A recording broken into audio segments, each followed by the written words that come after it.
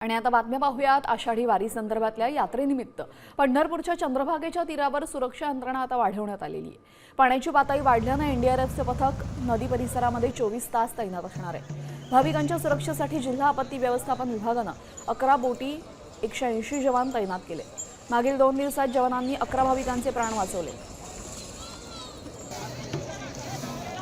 यात्रेसाठी पंढरपुरामध्ये आपत्ती व्यवस्थापन आता सतर्क झालेलं आहे।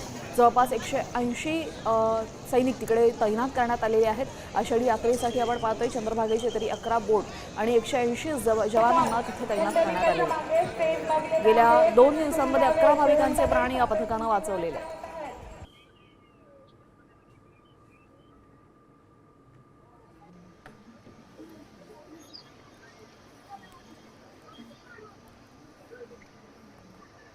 आषाढी वारीच्या निमित्तानं आपण पाहतो चंद्रभागेच्या तीरी मोठ्या प्रमाणात वारकरी जमलेले असतात या चंद्रभागेमध्ये अंघोळ करण्यासाठी आणि त्याच निमित्तानं आपण पाहतो जवळपास 180 जवान इथं त्यांचे प्राण वाचवण्यासाठी तैनात केलेले आहेत।